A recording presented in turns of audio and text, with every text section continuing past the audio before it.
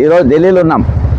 రాష్ట్రపతి దాకా రేవంత్ రెడ్డి గారు రిటైర్డ్ ఉద్యోగుల సమస్య పైన రాష్ట్రపతి దాకా మనం వచ్చేటట్టుగా చేసింది. ఈరోజు నిజంగా తెలంగాణలో ఈరోజు ఫైనాన్స్ ఎమర్జెన్సీ ఉంది అనడానికి చాలా సాక్ష్యాలతో సహా ఈరోజు నేను రాష్ట్రపతి గారికి వినతి పత్రం ఇచ్చిన లోపల. అంతేకాకుండా ఈ కాపీ నేను ప్రధానమంత్రి గారికి, ఫైనాన్స్ సెక్రటరీ గారికి కూడా ఇచ్చిన. ఇందులో ఫైనాన్స్ ఇది రాష్ట్రపతి గారిది, పైన మీకు మోర్ కనబడుతుంది. ఇక్కడ నేను లోపలికి ఇచ్చిన, లోపల కూడా వాళ్ళు చాలా ఇంపార్టెంట్ అని రాసిన పని. ఇంపార్టెంట్ అని ఎందుకు రాసిండ్రు నేను వాళ్ళకి చెప్పిన ఎందుకు ఇంపార్టెంట్ అనేది. ఎందుకంటే ఈరోజు ఇక్కడ పోలీసులు దాదాపు 30 మంది, ఎస్ఐలు, సిఐలు, కానిస్టేబుళ్ళు అందరు కూడా దాదాపు ఇంతమంది మరణించిండ్రు. వీళ్ళ ఫోటోలు ఇచ్చిన. అంతేకాకుండా ఈరోజు చనిపోయిన వాళ్ళందరి ఫోటోలు కూడా ఈరోజు పెట్టి, మరి మానవ హక్కుల కమిషన్ 8 వారాలలో వాళ్ళ పైసలు వాళ్ళకి ఇవ్వాలని చెప్పిన, ఇవాళ వాళ్ళకి ఇవ్వలే. ఆ కాపీ కూడా పెట్టించిన. ఇక ఇది వాళ్ళు సీరియస్ అని ఎందుకు అనుకోరు. హైకోర్టుకు పోలేదా అని, మీరు కోర్టుకు పోవద్దా అని అడిగినారు. కోర్టుకు కూడా పోయినాం సార్, కోర్టు కూడా పట్టించుకుంటలేదంటే కంటెంప్ట్ వేయద్దా అని అడిగినారు వాళ్ళు. కంటెంప్ట్ కూడా ఇష్టమన్నా. అంటే కోర్టు అంటే గౌరవం లేదు. ఈరోజు రాష్ట్రపతి మన మానవ హక్కుల కమిషన్కి వెళ్ళి వచ్చినట్టు గౌరవం లేదు.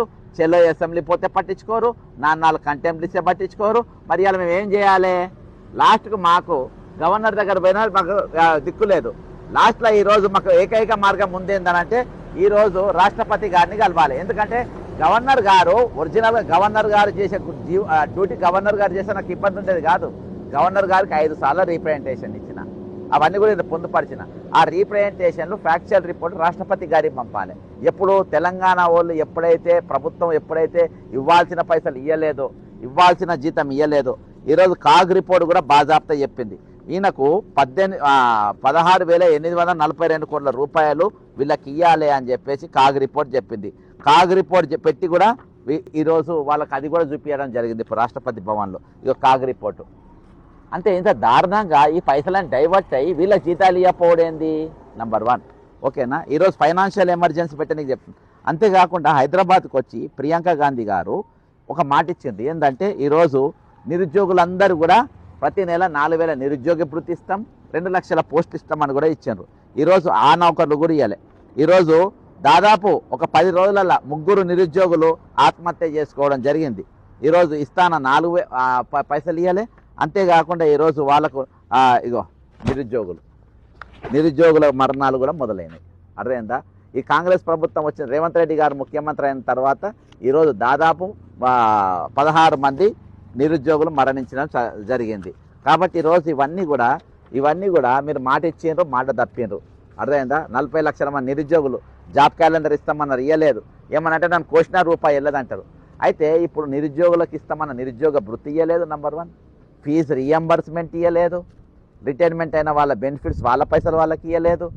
ఈరోజు సిపిఎస్ వాళ్ళది మరీ ఘోరం, అది కూడా రాసిన. ఈరోజు కంపల్సరీ పెన్షన్ స్కీమ్ వాళ్ళకి ఇవ్వాల్సిన పైసలు ఈరోజు వాళ్ళకి ఇవ్వకుండా ఈరోజు 3 నెలలు 4 నెలలు ఏవైతే వాళ్ళ పైసలు ప్రభుత్వం తరఫున కట్టాల్సిన మ్యాచింగ్ ఫండ్ కట్టాలనో 4 నెలలు కట్టకుంటే ఈరోజు 4 నెలలు కట్టారు కాబట్టి వాళ్ళకు రిటైర్మెంట్ బెనిఫిట్స్ ఆపింది, పెన్షన్ లేదు.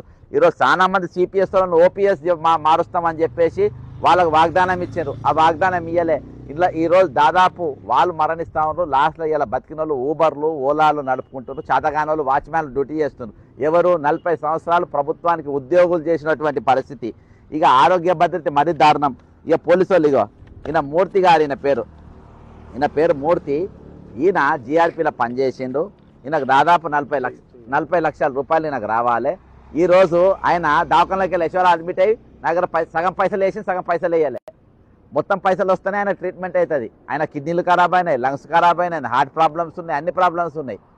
ఆరోగ్య భద్రత పోలీసులో ఇంకా భయంకరంగా ఉంటాయి. పోలీసులో ఇంకా యూజ్ అండ్ త్రో అంటే ఎవరంటే పోలీస్ డిపార్ట్మెంటే. ఎట్లా అంటే యూజ్ అండ్ త్రో ఎట్లా అనంటే ఈరోజు వీళ్ళు ఐడి కార్డు గుంజుకుంటారు, ఆరోగ్య భద్రత కార్డు గుంజుకుంటారు, అన్ని గుంజుకుని అసలు నువ్వు ఎవరో నాకు తెలియదు పో అంటారు.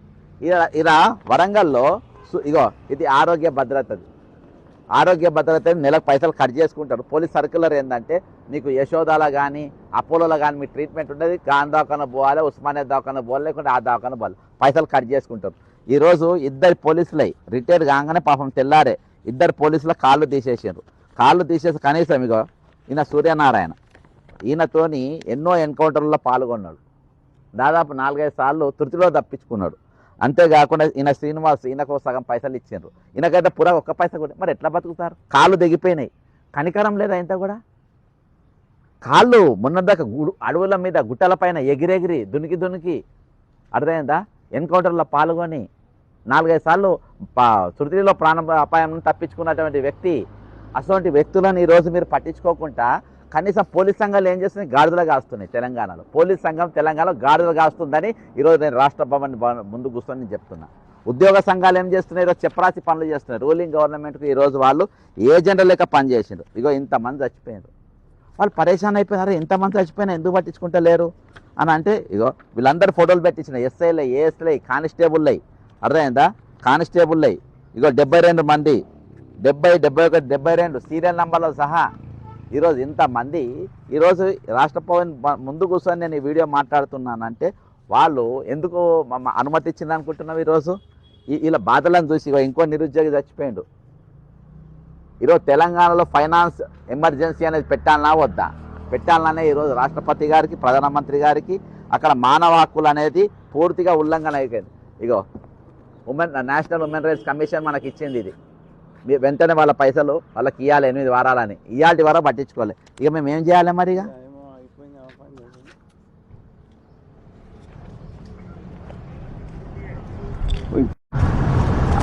ఈరోజు అయినా కానీ కాబట్టి మమ్మల్ని ఇక్కడ దాకా మీరు తీసుకొని వచ్చిండ్రు, ఇక్కడ దాకా మేము వచ్చేటట్టు చేసిండ్రు.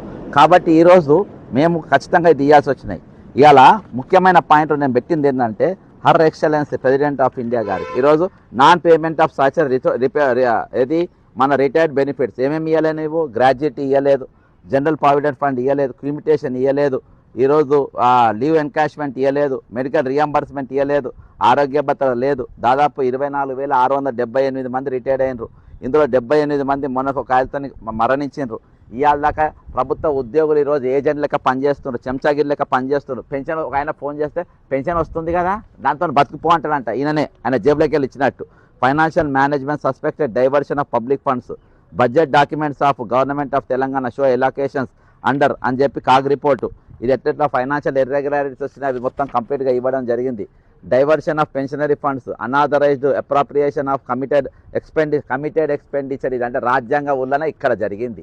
ఇవాళ రాష్ట్రపతి దగ్గరికి ఎందుకంటే రాజ్యాంగం ఏదైతే ఉద్యోగితో చేసుకున్న ఒప్పందం, నువ్వు ఉద్యోగం చేసిన రోజు నీ పైసలు, నీకు రిటైర్ అయిన తర్వాత నీ బెనిఫిట్స్, నువ్వు బతికిన రోజు నీ పెన్షను, నీ ఆరోగ్యం కంటే ఆరోగ్య భద్రత, ఇవి కంప్లీట్గా ఇచ్చే బాధ్యత మాదని చెప్పేసి రాజ్యాంగం ఒప్పందం చేసుకుంది. అది కమిటెడ్ ఎక్స్పెండిచర్. ముందు వీళ్ళ పైసలు ఇవ్వాలి, తర్వాతే అప్పులు కట్టుకోవాలి. పథకాలు అనేది లేవు ఎక్కడ కూడా ఈరోజు రాజ్యాంగంలో. పథకాలు అనేది వైట్ కాలర్ బెగ్గింగ్. ఇది ఆరోగ్యం అనేది ఫ్రీగా ఇవ్వాలి, విద్య అనేది ఫ్రీ ఇవ్వాలి. ఆ రెండు కూడా ఈరోజు గాలికి వదిలేసిండ్రు. ఏమనంటే మీకు పుట్టింటి పట్టు చీరలు కొనిస్తాం, నీ పండుగకు పట్టలు కొనిస్తాం, నీకు నెలకు ఫ్రీగా పెన్షన్ ఇస్తాం, వృద్ధాప్య పెన్షన్లు ఇవ్వాలి, రైతు బంధు ఇవ్వాలి. ఇవాళ రైతు బంధు లేదు, వృద్ధాప్య పెన్షన్ కొత్త ఇస్తూనే లేరు. కాబట్టి అది ఇవ్వాలి. ఈరోజు అవన్నిటి కూడా ఫెయిల్ అయిపోయినారు. అంతేకాకుండా ఈరోజు ఉమెన్ రైట్స్ కమిషన్ ఇచ్చినటువంటి కాపీ అంతే large scale demolition of houses and humanitarian. ఈరోజు కట్టుకున్న ఇండ్లు మధ్యతరగతి పని ఏందండి ఈరోజు? ఏంది ఆయన బాధ ఏంది? ఒక ఇల్లు కట్టుకోవాలి, పిల్లల పెళ్ళిళ్ళు చేయాలి, రెండే ఉంటాయి. కట్టుకున్న ఇల్లు కూడా కొడుతున్నావు, జాగాలు గుంజుకుంటున్నావు. ఆ పాయింట్ కూడా అంటే ఆయన కళ జీవితాంతం నా సచ్చే లోపు ఇల్లు కట్టుకోవాలి అని అంటారు. సచ్చే లోపు ఇల్లు కట్టుకుంటే నువ్వు కళ్ళ చూస్తుంటాను కానీ ఈరోజు కూల కొడుతూ ఉన్నావు. అది కూడా పెట్టిన. ఈరోజు ప్రభుత్వానికి ఎందుకు ఫైనాన్స్ చేయాలి? మళ్ళీ ఏమంటావు? వేది నేను ఈరోజు 1,00,000 కోట్లు పెట్టి మూసి సుందరీకరణ చేస్తాను. అరే ఇవన్నీ ఇప్పుడు నువ్వు కమిటెడ్ బడ్జెట్ ఇవ్వలేకపోతున్నావు, వాళ్ళ జీతాలు ఇవ్వలేకపోతున్నావు, వాళ్ళ పైసలు ఇవ్వలేకపోతున్నావు. ఈరోజు వాళ్ళ జీతాలు ఇవ్వకుండా, వాళ్ళ పైసలు ఇవ్వకుండా నువ్వు ఇవన్నీ చేయగలుగుతా అంటారు. ఎట్లా చేస్తున్నావు అని చెప్పు. ఇగో ఇసంటోడే రేవంత్ కూడా ఎట్లా చెప్పు. ఇంకోటి failure of filling government vacancies. ఇప్పుడు ఇందాక చెప్పినా కదా, ఈరోజు అందులో పూర్తిగా ఫెయిల్ అయిపోయారు. ఈరోజు ఏమన్నారు? 50,000 నౌకర్లు ఇస్తాను. నువ్వు ఇచ్చింది 13,943 నౌకర్లు ఇచ్చినావు. అంతకు మించి నువ్వు ఇచ్చింది లేనే లేదు. కాబట్టి నిరుద్యోగులను ముంచినావు. ఈరోజు high court, Telangana high court has expressed serious concern about bills, కాంట్రాక్టర్ల బిల్లులు, మిషన్ భగీరథ పనులు చేసుకున్నటువంటి బిల్లులు ఈరోజు ఇప్పటి వరకు ఇవ్వలేదు. అర్థమైందా? ఒకవేళ అందులో అక్రమాలు జరిగితే దాని మీద నువ్వు ఏం చేయవు. అంతేకాకుండా ఈరోజు చిన్న వాళ్ళను రోడ్లపైన దుకాణాలు పెట్టుకుంటే వాళ్ళ దుకాణాలు కూడా బిక్తావు. కోటియా సెంటర్లలో చిన్న దుకాణాలు పెట్టుకుంటే మళ్ళా మన్మోహన్ సింగ్ గారు ఉన్నప్పుడే ఈరోజు వాళ్ళు పెట్టుకోనికి ఉన్నదని చెప్పిండ్రు. కాబట్టి కాన్స్టిట్యూషన్ ఇంప్లికేషన్స్ ఎక్కడెక్కడ అనేది cumulative circumstances demonstrate serious threat to the financial stability తెలంగాణలో. and credit of state of Telangana including non-payment of statutory retirement benefits, failure to honor contract obligations, non-compliance with court orders ఇచ్చిన ఈరోజు నువ్వు పైసలు ఇస్తలేవు, mass employment unemployment due to unfilled vacancies, displacements of citizens to demolition drives, suspected diversion of public funds.